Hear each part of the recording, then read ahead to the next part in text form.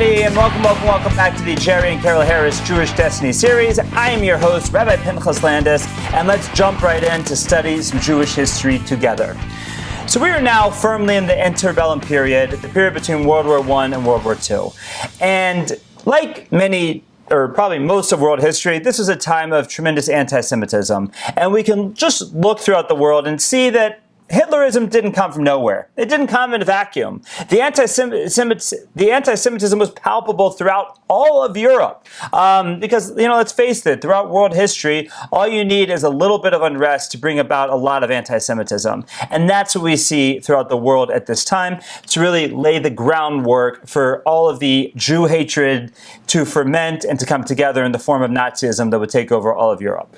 I mean, just in the East, to start with, we still have the Russian Civil War going on at this time. The Russian Civil War was from 1917 to 1923. The Reds versus the Whites. The Reds were the Bolsheviks, the party of Stalin, and the Whites were everybody against Stalin. Started off as the Mensheviks, but then really was all the forces that were not Stalin.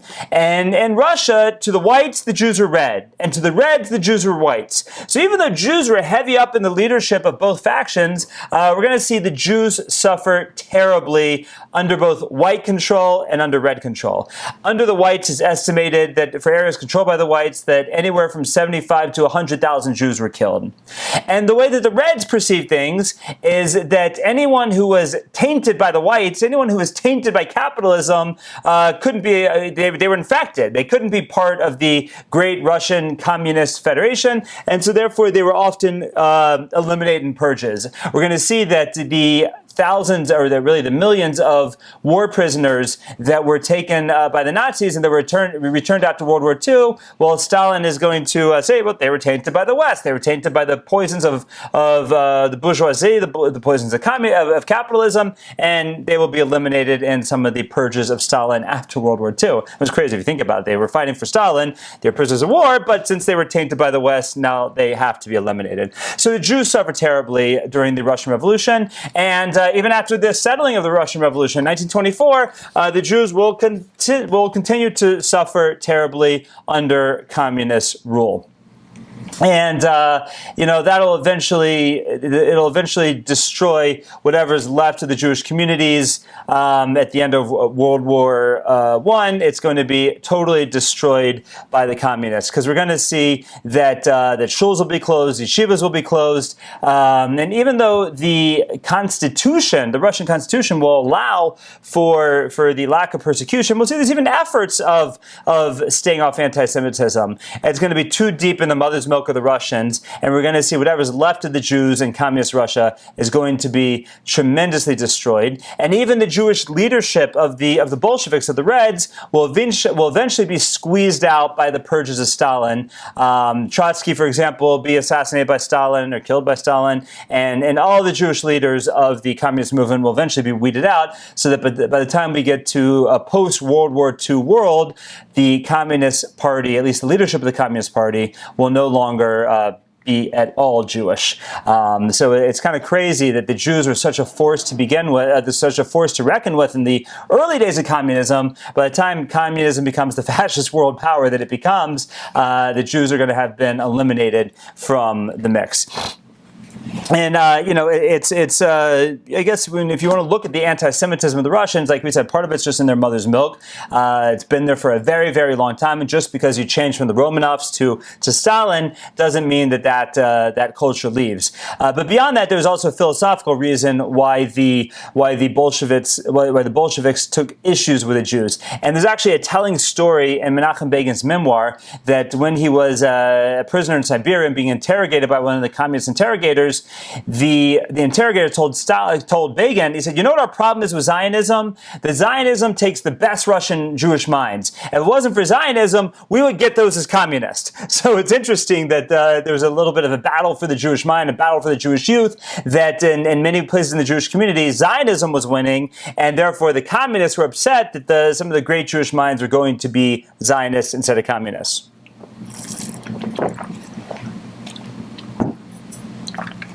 Now, even though in these early days after the Russian Civil War, we know that Judaism, for all these reasons, runs counter to the Bolshevik Party, to the policies of atheism, to Lenin. There is still in the now. Something I have to say about Lenin, that Lenin doesn't really live to lead Soviet Russia. Lenin, the Russian Civil War will finally end in 1923, and Lenin will die in 24. So he's not going to survive to really lead Russia into any sort of anything. Now, what's interesting also, and this is spelled out in many different places, is that towards the end of his life, towards the end of the Russian Revolution, Lenin was even showing signs of even though obviously he was going to have a communist state, but having a more of a warmer feeling towards the West, at least some capitalistic ideas he was starting to put forward, and that they might have gotten, traction within the new Russian government. But these are all the what ifs of history, because Lenin dies before there's ever a chance to bring anything to fruition, and the fascist Stalin will take over in 24 and lead the party till his death in the 50s. Or lead the country till his death in the 50s. Now, one of the things that Lenin wanted to do towards the end of his life after the Russian Civil War is he wanted to appease minority groups to gain support and to provide examples of tolerance. Now, he looked at the Jews as an example of what he could do this with. So, they wanted to show that the communist idea works, the socialist ideas work in the world. So the Jew looked like a good group to test out some of these philosophies on. Beyond that, the unemployment rate amongst Jews at this time exceeded 30%.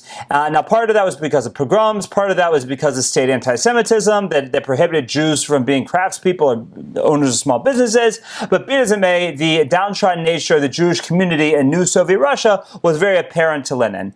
So, with that goal in mind, he wanted to sort of do something with his Jewish population. So he established a government organization called the Komets, which was the Committee for the Agricultural Settlement of the Jew.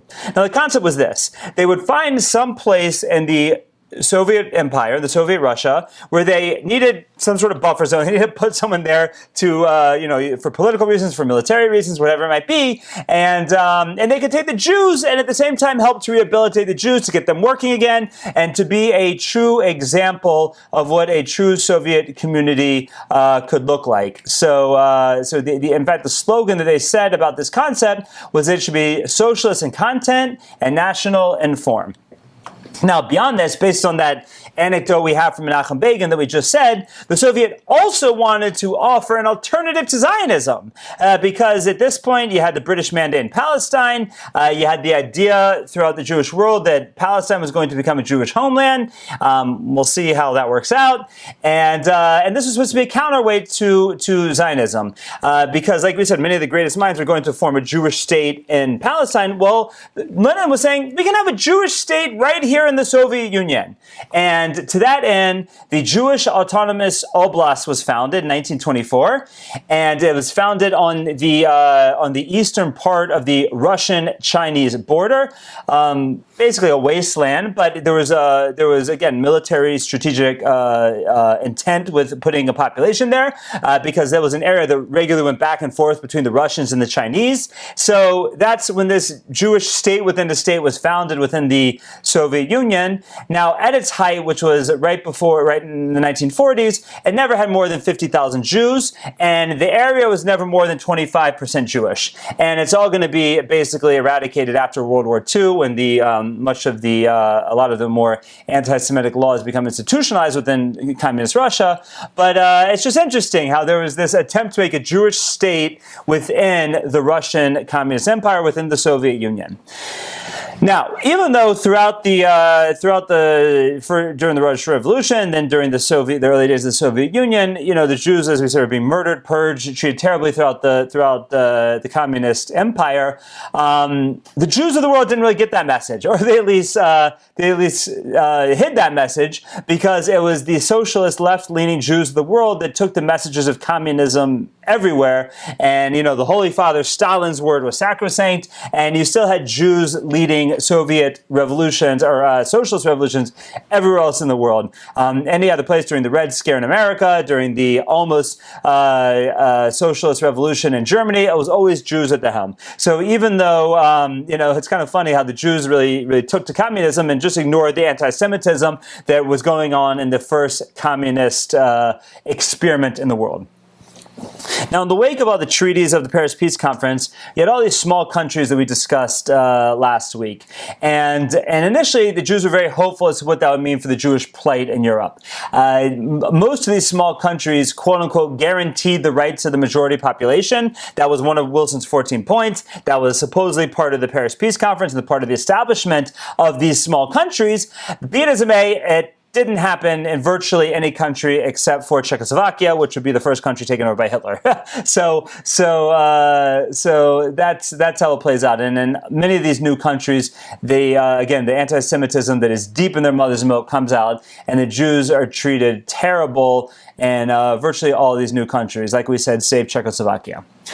Now, Poland, which we all know will be is really the center of the world Jewish population at this point, and it'll be the center of the destruction of European Jewry, was also going through a tremendous amount of turmoil during this time. During the same time, Russia's fighting wars all over the place after World War I. So while the Russian Civil War is going on within Mother Russia, you also have the Polish-Lithuanian War, and you have the Polish-Soviet War, and you have all these wars happening right on Russia's border. Now, Poland, Lithuania were set up as separate countries under the Paris Peace Conference, but we all know how that'll play out. And while Poland will remain outside of the Soviet Union, it will be part of the Second World, part of the Warsaw Pact. I mean, Warsaw is in Poland, and Lithuania will be part of the Soviet Union eventually. But at this time in the 1920s, they're fighting for their independence. They're fighting for their independence against Russia, and with success. We'll see that Lithuania maintains its independence, and Poland maintains its independence. And Poland has a certain amount of success in these wars, which will lead it to a sort of a false bravadoism where they will think that come 1939 they can actually stand up to Hitler and they can actually win against Hitler. And we all know how long that lasts for. But within the country of Poland, which was really the center of world Jewish population at this time, it is just a terrible place for the Jews. The nationalist government, the fascist nationalist government, was like always anti-Semitic, and we saw all kinds of laws and boycotts against the Jewish people. There was a national boycott of Jewish businesses. There was an advocacy. There's advocacy for the confiscation of Jewish lands, and there was an idea of what they would call a Christian shop, where you could support a Christian business but not a Jewish business. And there was even a national movement against shchita, against kosher slaughter, with the backdrop of animal rights as the motivation. Now, one thing we have to know very clearly throughout world history, that anytime there's a group that is seeking to prohibit or curtail kosher slaughter, shchita, it's anti-Semitic in nature. It always starts with that. You see, in Poland, it started with kosher slaughter under the guise of animal rights. We're going to see in Nazi Germany, there'll be early laws against kosher slaughter under the guise of animal rights. Hitler, Yamach Shemo, and one of these just crazy twists in history, was very into animal rights. He loved his animals. There were German laws again, for the animals. The animals were more protected in Nazi Germany than the Jews were. But kosher slaughter, that's always a sign of anti-Semitism, of more anti-Semitic laws to come. And a society that outlaws shchita, you know that there's more to follow. So as we're looking at America, and you have groups like PETA, and no, I'm not referring to the group People Eating Tasty Animals, which I am a part of, but PETA, the animal rights quote-unquote group, one of the things they're always going crazy about is shchita, kosher slaughter. Now, I don't know if you've ever seen the slaughter of an animal, whether it's done kosher or whether it's done treif. It doesn't matter. It ain't a pretty thing. It's never a pretty thing. It's just a fact. It's not. It's enough to make anyone a vegetarian. But be it as it may, there's definitely nothing worse about kosher slaughter, and I would argue that there's actually a lot better. From what I understand from non-kosher slaughter, the animals aren't even fully put to death before the butchering takes place. They're just knocked out or stunned or knocked unconscious, and then in that unconscious state, they are butchered and flayed and butchered and skinned and all that stuff. I guess for the human watching, that's an easier thing to stomach, because by knocking out the animal and by literally tranquilizing the animal's not moving anymore. Whereas when you actually put the animal to death, when you slaughter the animal, there's still going to be movement afterwards. That's how the nerves work. If you stun all the nerves, the animal's not going to move anymore. But be it as it may, slaughter is just not pretty, whether it's kosher, non-kosher. But for some reason,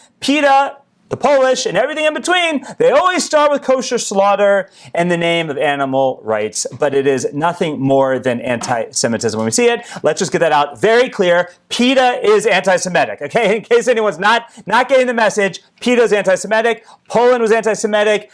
Nazi Germany was anti-Semitic, and they all started with trying to outlaw kosher slaughter.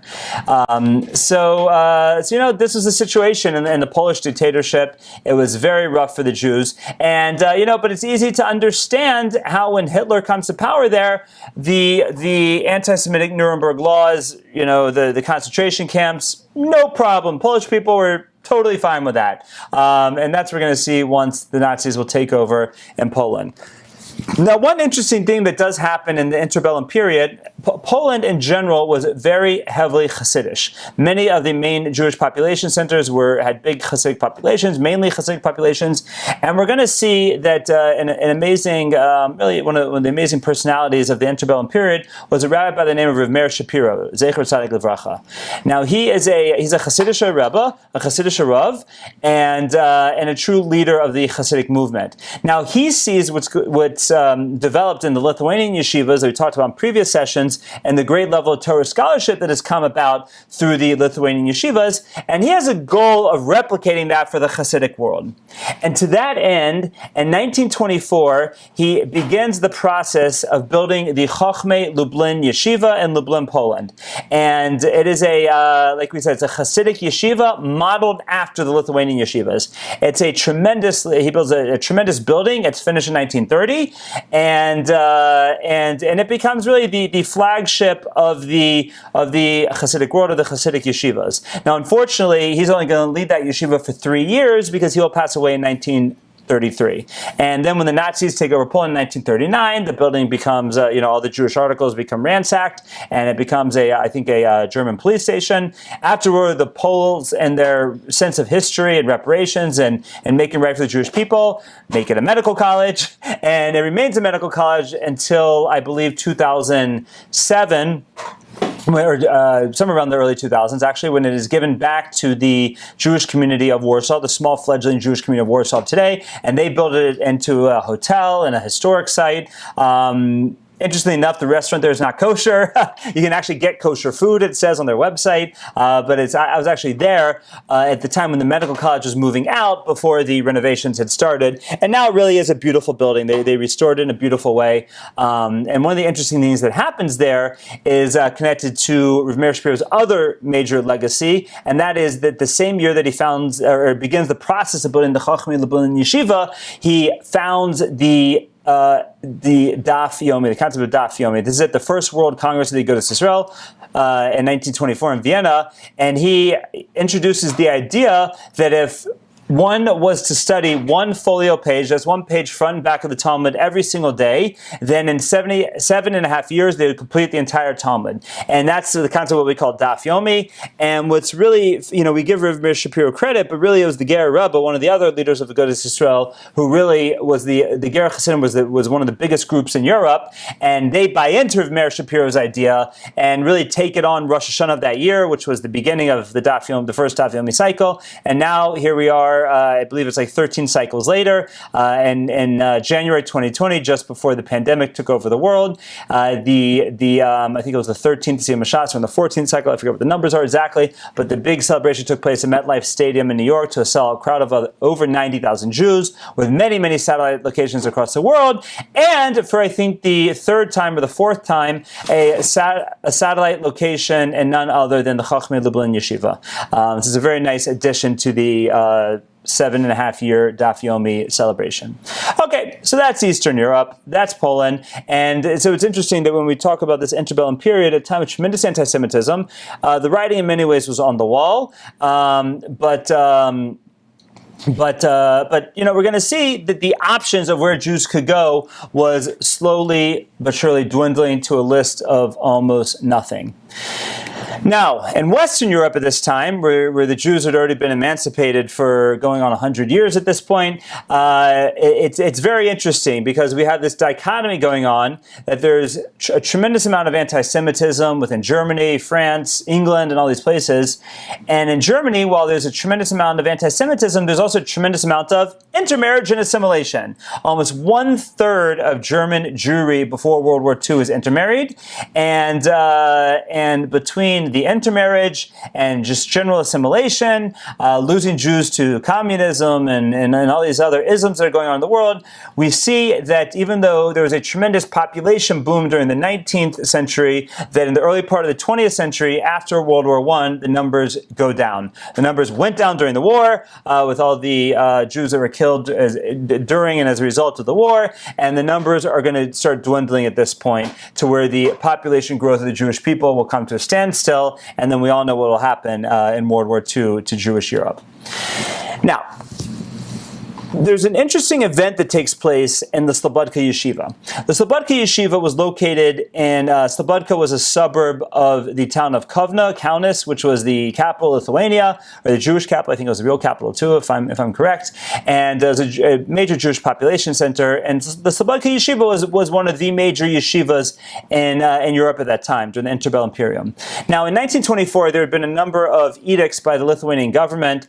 First of all, there was a mandatory conscription to the Lithuanian army, and there's also, as we've discussed many times, something that often threatened the yeshivas is the secular departments of education. We're trying to get involved in the yeshivas, trying to determine the curriculum and what it should be and what it should not be, and this was seen to the administration of the yeshiva as rightfully so, as being a threat to what the yeshiva is all about.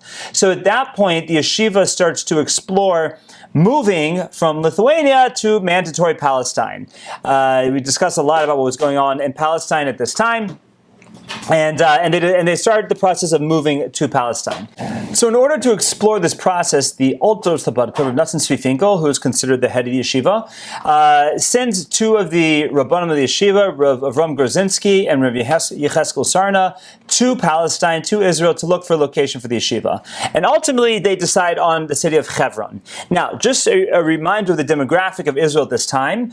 From the beginning of the influx of the Jews back to Israel, in the 18th century until what we call the first Aliyah in the late 19th century, it was almost all religious Jews, and they went almost exclusively to the four holy cities of Israel, to Tzfat, Tveria, Hebron, and Yerushalayim. So Hebron had a sizable Jewish community at this time.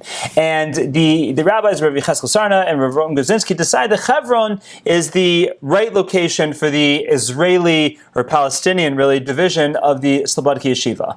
So what happens is the yeshiva essentially splits in half. Half of the staff stays in Lithuania, in Slobodka, and half of the student body stays in Slobodka, and the other half moves to Hebron, moves from Lithuania to Israel to Hebron, and the Hebron branch of the yeshiva is started. Now, Rabbi Rav Moshe Mordechai Epstein he was the Rosh Yeshiva in Slobodka. He goes to be the head of the yeshiva in Hebron, along with Rav Nosson Tzvi Finkel, the Alter, who will serve as the Meshkiach, together with Rav Yehuda Leib Katzman, and the ones who stay in Lithuania are Rav Yitzchak Isaac Sher, and who is the son-in-law of Rav Nosson Tzvi Finkel, and Rav Ber Hirsch Heller, and Rav Avram Grzinski, who are the Meshkichim of the yeshiva. So at this point, essentially, the yeshiva splits in two. Half stay in Slobodka, half go to Hebron. Now, a few years after they get there, in 1929, if you remember from last week, we were talking about the riots and the massacres led by Haj Amin al-Husseini and Mach Shemo, the Mufti of Jerusalem. And those riots come to an ugly head in 1929 with riots in Jerusalem, and most specifically in Hebron. Now, Hebron had been a place where Jews had lived now for several hundred years. There had been a long-standing Jewish community that had lived peaceably in peace with its Arab neighbors. But now, prodded and motivated by the nefarious various ways of the Mufti Jerusalem, the riots break on Hebron, and specifically break on the yeshiva as well, where 24 of the students of the yeshiva are murdered in cold blood by the Arab rioters. And at that point, essentially, this community of Hebron, which had, like we said, lasted for several hundred years, leaves Hebron for Jerusalem, leaving basically a Judenrein city until 1967, when Hebron will be conquered by the IDF the day after Jerusalem is conquered, and then you'll have a small Jewish settlement open up in the old city of Hebron again. But after the 1929 riots, essentially the whole Jewish community of Hebron packs out, goes to Jerusalem, together with the Slobodka Yeshiva, which moves to Yerushalayim, to the Geula neighborhood of Yerushalayim, where it exists until this very day, and it's actually referred to as the Hebron Yeshiva. So if you ever wondered why there's a major yeshiva in Jerusalem called the Hebron Yeshiva, well, it was the Slobodka Yeshiva that moved to Hebron. When they moved to Hebron, they called it the Hebron Yeshiva, and even when they moved it to Jerusalem, they kept the name the Hebron Yeshiva. Happens to be where my brother-in-law studied, and is a very, very fine yeshiva in the way of the Slobodka approach to Musar and to learning, and that's how the Hebron Yeshiva got there. Now, even though you had this group that leaves Lithuania, the Slobodka Yeshiva, there are other rabbis who saw the writing on the wall. The great Chavetz Chaim, who will pass away in 1930, saw the writing on the wall. He wanted to leave. The great Rosh Shimon Shkup actually left for a while, went to America, almost took a job with one of the American yeshivas.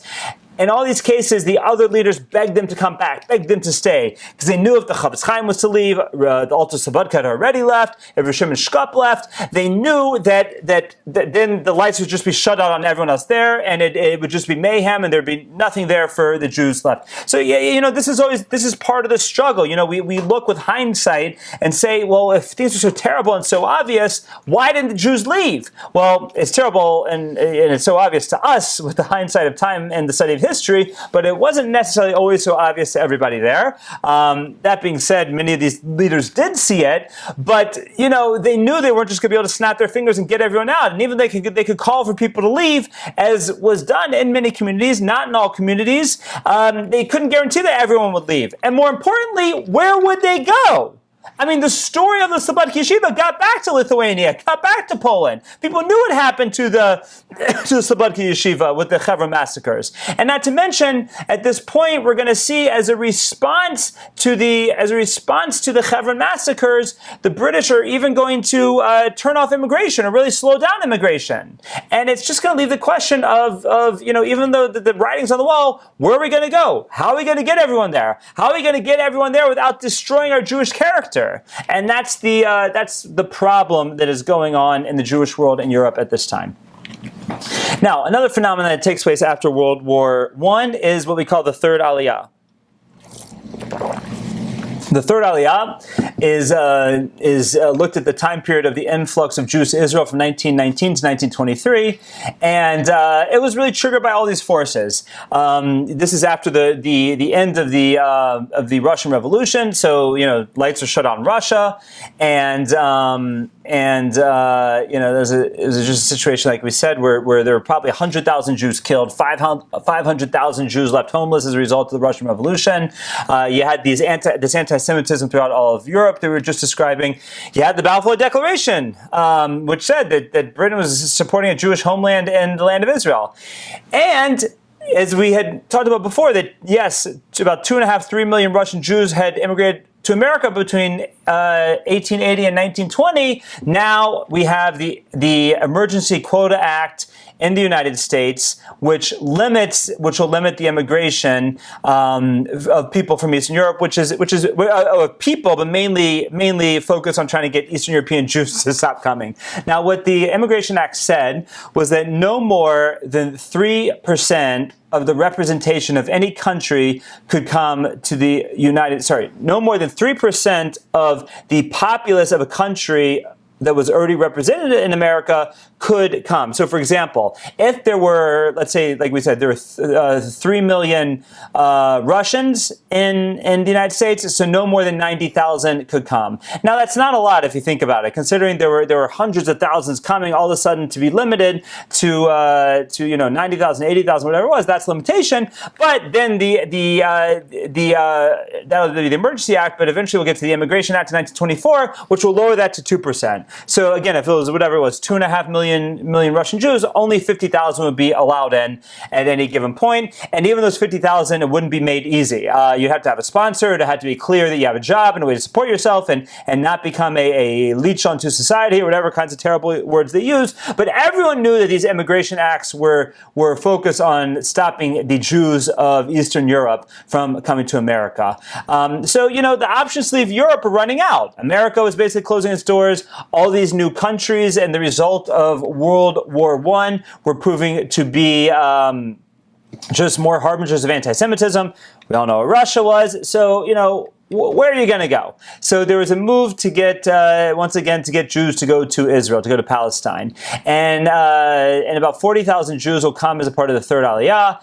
And what's interesting is this group was really the beginning of a lot of the, we see the different factions which will become the eventual political parties of the State of Israel start to take shape during this time. Many of those who came were the secular, many of what we call the aliyahs were always secular, but these were a lot of more the labor-minded, the socialist-minded, the ones who wanted to build a socialist state in Israel, the new Jewish state, the new Jew. That's what they wanted to do. And this is where we see a lot of the people like Golda Meir who will come to the state, and a lot of the early labor fathers will come to the state, and even the right-wing fathers. The right wing will start to take shape at this point. So on the left, during this time period, we'll start to see the kibbutz movement.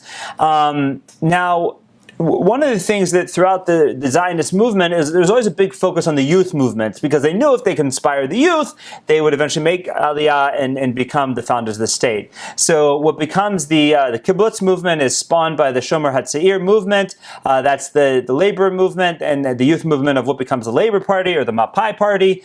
And one of the philosophies of this group now was to only use Jewish workers, because they realized, rightfully so, that in the first and second Aliyah, where the Jews just hired Arabs to do the work, well, all that did was led to a 2-for-1 or a 3-for-1 immigration of Arabs into the land, seeking the opportunities of working for the Jews. The third Aliyah, that was led heavily by the labor movement, said no, it's got to be Jews building the land of Israel. And they would buy land anywhere. Their whole philosophy, again, this is really the philosophy of practical Zionism, is let's just go to the land of Israel, let's buy whatever land we can get, and let's build it up, and that's how we're going to have our state.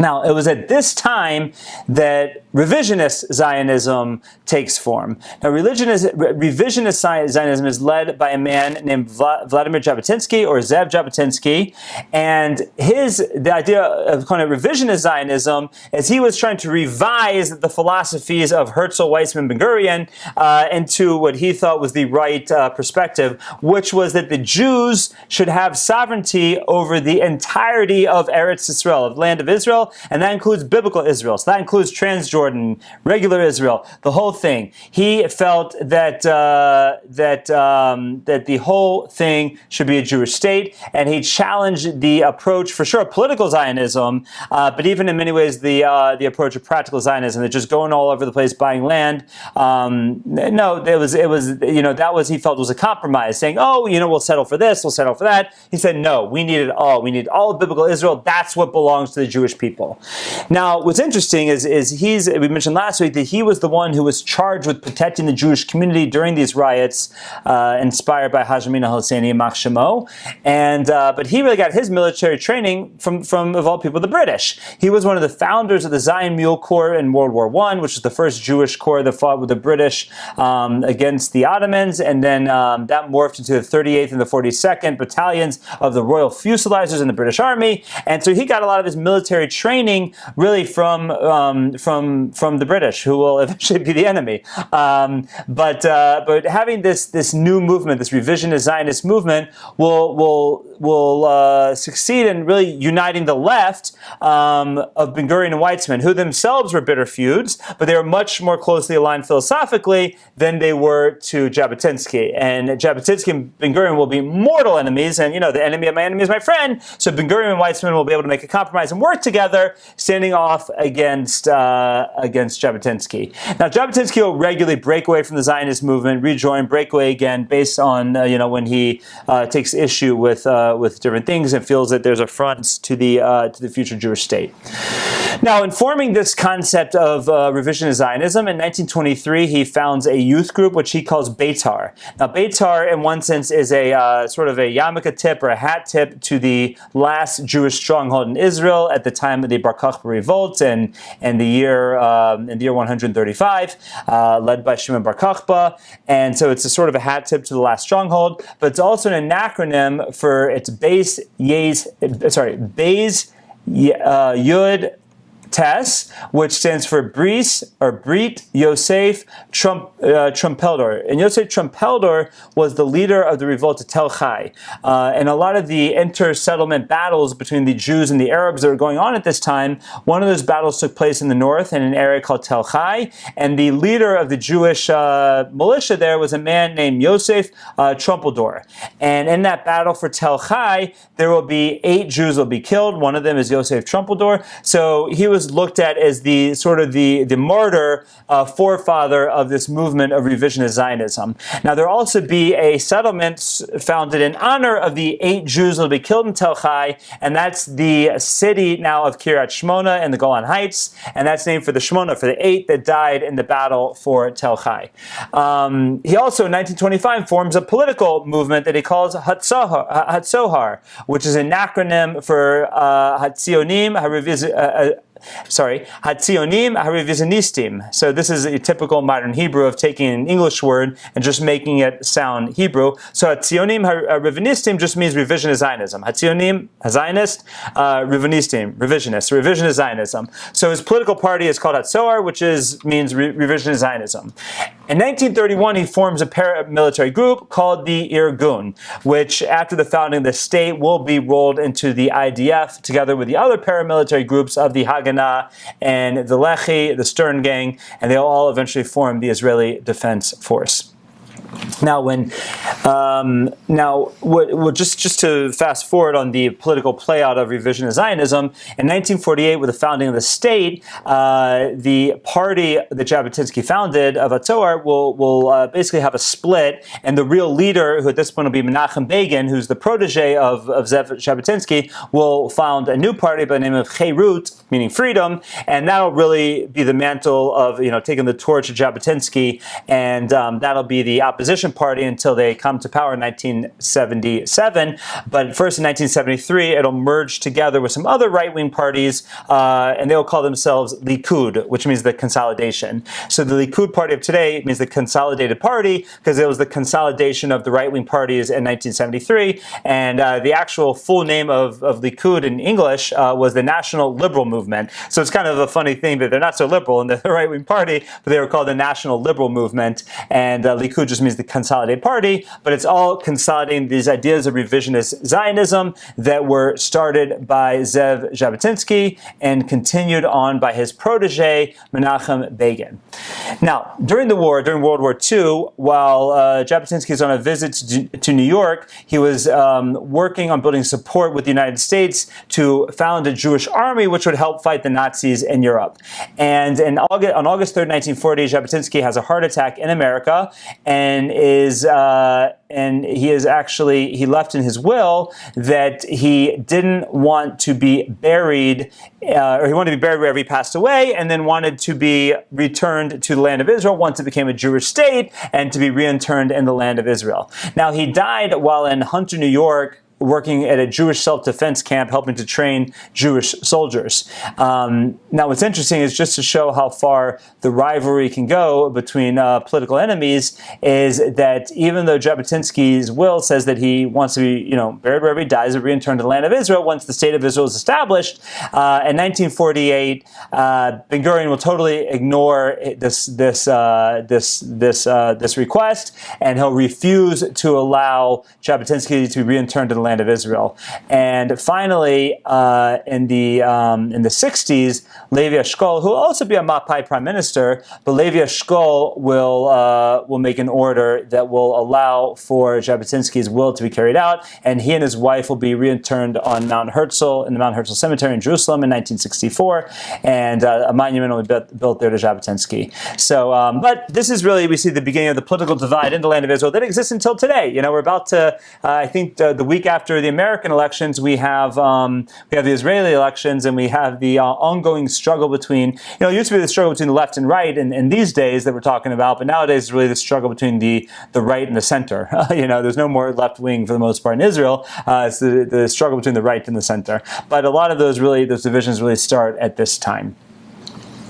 Now, another thing that happens at this time, sort of around during the third Aliyah, after the third Aliyah, is there's a tremendous economic downturn in the land of Israel, and partially spawned by the Arab violence, partially just spawned by the interbellum period, and especially after these different pogroms, many Jews will leave Israel. Many of those who make Aliyah will say, "Yeah, just can't swing it. We're leaving. We're giving up." So we're going to see the population sort of go stagnant and even dwindle a little bit during this time period, and that becomes really a problem for the Zionist movement in these days. That they want to have a Jewish state, and the only problem is they were really lacking Jews. They did not have enough people to make it a viable state at this point, and we're going to see that's going to be a struggle really until after World War II in many ways. So the Zionist dream was not looking too good at the end of the Roaring '20s, and just to be icing on the cake is that the response of the British to the pogroms in 1929 will say, okay, the reason that all these uprisings keep happening is because Jews keep immigrating. All we have to do is limit Jewish immigration. The Arabs will be happy. So the British officially start to backpedal from the Balfour Declaration. First of all, they say that the Balfour Declaration never promised a state. It just promised a Jewish presence or whatever it is, and the beginning of the limitation of Jewish immigration under the British will start in the 30s, and it'll culminate really before the war, where it'll be almost shut off completely. And in the British White Paper of 1938, the British will say that, we fulfilled our obligations through the Balfour Declaration, and basically they'll say almost no more Jews can come, or very little Jews can still come. So as the Roaring '20s come to an end, we see that the doors of the world are just about shut for the Jews, which will really just pave the way for Hitler to come to power in the 1930s. And in the next few weeks, we'll continue to discuss about the climate of the world and the different facts that led to the rise of Hitlerism and the annihilation of European Jewry. And as much of an unpleasant topic as it is, it's important for us to study it. So I look forward to studying it with you. And I want to wish you all a wonderful week, and I'll look forward to being with you again next week. Thank you so much for coming.